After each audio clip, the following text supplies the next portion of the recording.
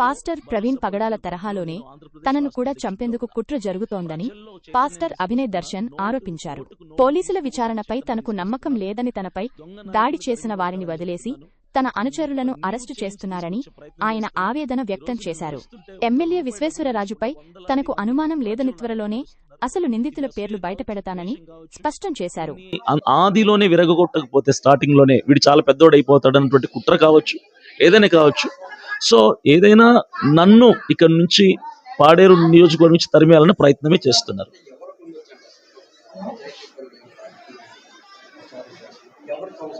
నేనైతే పర్టికులర్ పలానా పార్టీ అని పలానా నాయకుడు నేను పేరు చెప్పను. నాకు ఒకవేళ నా మనసులోనే నేను చెప్పను, అది నాకు సరికాదు కాబట్టి నాకు లేదు. ఇది జరుగుతుంది కదా, చివరికి నా మీద వేసే ప్రయత్నం చేస్తాను. నా వాళ్ళని తీసుకెళ్ళి ఇప్పుడు ఇద్దరిని పెట్టారు, అక్కడ చిన్నపిల్లోడు ఒకడు పెద్దోడు ఒకడు, వాళ్ళని కొట్టి మీరు ఎందుకు చేశారు చెప్పండి అని ఇన్వెస్టిగేషన్ చేయడం ఎంతవరకు కరెక్ట్? మేమే చేసుకున్నామని చెప్తున్నారు.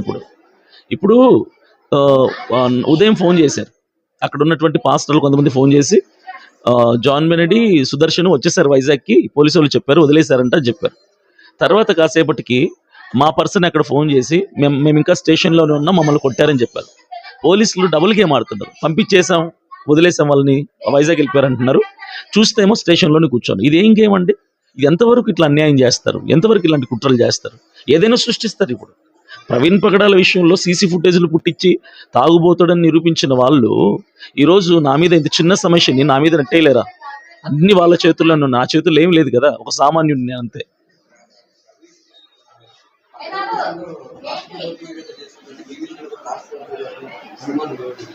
ప్రవీణ్ పగడాల విషయంలో పూర్తిగా జరిగింది అన్యాయమే అండి, న్యాయం జరగలేదు కదా.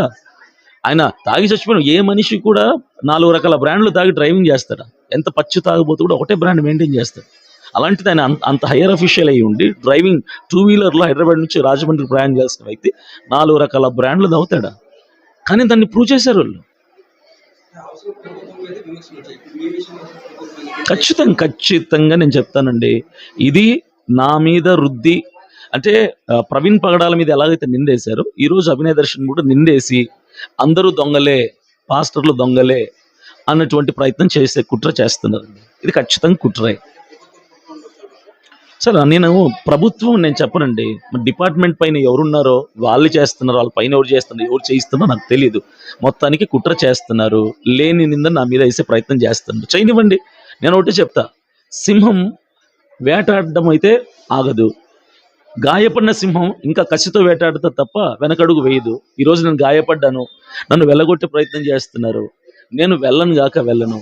మరలా నేను కొంచెం రికవర్ అవ్వగానే అదే పాడేరు నియోజకవర్గంలో అడుగు పెడతా, అవే గ్రామాల్లో పల్లె తిరుగుతా, పర్యటిస్తా, సమస్యలను వెలికి తీస్తా, ప్రభుత్వ అధికారులను నిలదీసి ప్రశ్నిస్తా.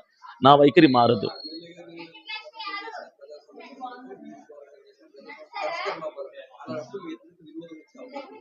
సార్ వస్తే రాని నేను చేయలేనండి. గత 40 నేను ఈ ప్రభుత్వాన్ని అంటం లేదు, లేదంటే అక్కడ ఉన్న ప్రెసెంట్ వైసీపీ పార్టీ ఎమ్మెల్యేని అంటం లేదు. నేను అంటుంది 40-50 సంవత్సరాలకు డెవలప్మెంట్ లేదు ఏ గ్రామంలో. నేను ప్రతి పార్టీని అంటున్నా, ప్రతి ప్రభుత్వాన్ని అంటున్నా, ప్రతి నాయకుడిని అంటున్నా.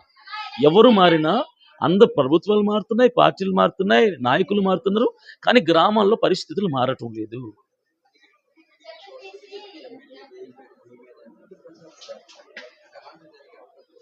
అన్న నేను ఒకటి చెప్తున్నాను, నేను అంత పర్సనల్గా నేను మాట్లాడడం నాకు ఇష్టం లేదు. ఎందుకంటే ఆల్రెడీ నేను దెబ్బతిని ఉన్నాను. ఇప్పుడు పర్సనల్గా మాట్లాడితే నన్ను ఉన్నట్టు కూడా లేపేసే ప్రయత్నం చేస్తారు. సో నేను అంత పర్సనల్గా నేను మాట్లాడను. నా ఆలోచనలో నాకు కొంతమంది మీద డౌట్ ఉంది, అది ఎప్పుడు వ్యక్తపరచాలా, ఎలా వ్యక్తపరచాలో నేను వ్యక్తపరుస్తాను. Thank you.